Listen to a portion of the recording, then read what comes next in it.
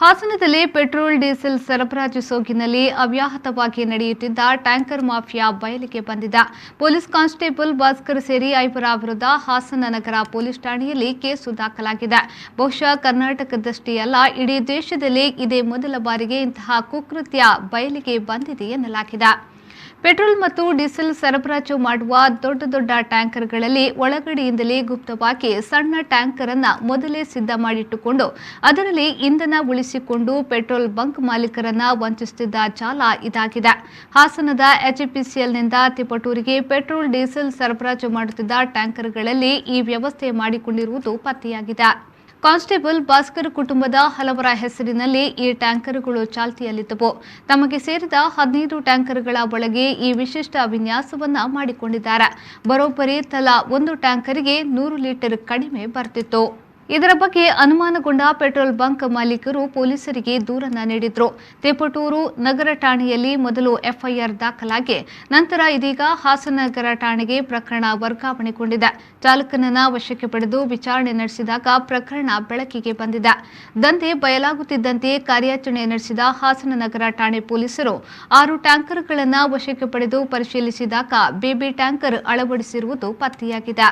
ಹಾಸನ ನಗರ ಠಾಣೆಯ ಕಾನ್ಸ್ಟೇಬಲ್ ಭಾಸ್ಕರ್ ಸೇರಿ 5 ವಿರುದ್ಧ ಕೇಸು ದಾಖಲಿಸಿಕೊಂಡಿದ್ದಾರೆ. ಅನೇಕ ದಿನಗಳಿಂದ ಹೀಗೆ ಕೋಟ್ಯಾಂತರ ರೂಪಾಯಿ ವಂಚಿಸಿರುವುದು ಬೆಳಕಿಗೆ ಬಂದಿದ್ದು ಪೊಲೀಸರು ಪ್ರಕರಣದ ತನಿಖೆಯನ್ನ ಚುರುಕುಗೊಳಿಸಿದ್ದಾರೆ.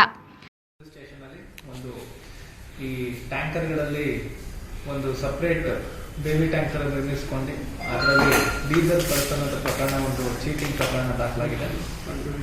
ಇದು ನಮಗೆ ಇನಿಷಿಯಲಿ ಮಾಹಿತಿ ನಮಗೆ ಏನು ಮಾಧ್ಯಮದವರಿಂದ ಸಿಕ್ಕಿತ್ತು. ಮತ್ತು ನಂತರದಲ್ಲಿ ನಮ್ಮ ತುಮಕೂರು ತಿಪ್ಟೂರು DYSP ಅವರು ಇದ್ರ ಬಗ್ಗೆ ನಮಗೆ ಹೆಚ್ಚಿನ ಮಾಹಿತಿ ನೀಡಿತ್ತು. ಆ ಮಾಹಿತಿನ ಆಧರಿಸಿ ನಾವು ಹಾಸನಲ್ಲಿ ಕಂಡಕ್ಟ್ ಮಾಡಿದಂಥ ಒಂದು ರೈಡಲ್ಲಿ ಸುಮಾರು 7 ಗಾಡಿಗಳನ್ನು ನಾವು ಇಲ್ಲಿ ತನಕ ವಶಪಡಿಸ್ಕೊಂಡಿದ್ದೀವಿ. 7 ಗಾಡಿಗಳನ್ನು ನಾವು ಏನು ಪರೀಕ್ಷೆಗೆ ಒಳಪಡಿಸಿದ್ವಿ ವೇಟ್ಸ್ ಆ್ಯಂಡ್ ಮೆಷರ್ಸ್ ಅಧಿಕಾರಿಗಳ ಜೊತೆಗೆ ಜಂಟಿ ಕಾರ್ಯಾಚರಣೆಯಲ್ಲಿ ಅದು ಪ್ರೂವ್ ಆಗಿದೆ. ಎಲ್ಲ ಟ್ಯಾಂಕರ್ಗಳಿಂದ ಹಿಂಬದಿ ಮತ್ತು ಮುಂದೆ ಭಾಗದಲ್ಲಿರುವ ಟ್ಯಾಂಕ್ಗಳಲ್ಲಿ ಸಪ್ರೇಟ್ ಟ್ಯಾಂಕ್ ಥರ ನಿರ್ಮಿಸ್ಕೊಂಡು ಹ್ಯಾಂಡ್ ಕೀ ಯೂಸ್ ಮಾಡಿ ಮೋಸ ಮಾಡಿರುವ ವಂಚನೆ ಮಾಡಿರುವ ಒಂದು ಪ್ರಕರಣ ಬೆಳಕಿಗೆ ಬಂದಿದೆ.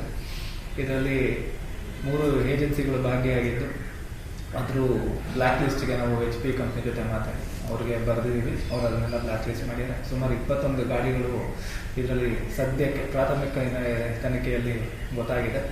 ಅದರಲ್ಲಿ 7 ನಾವು ವಶಪಡಿಸ್ಕೊಂಡಿದ್ದೀವಿ. ಇನ್ನೂ 14 ಗಾಡಿಗಳು ನಮಗೆ ಸಿಗ್ತಿಲ್ಲ.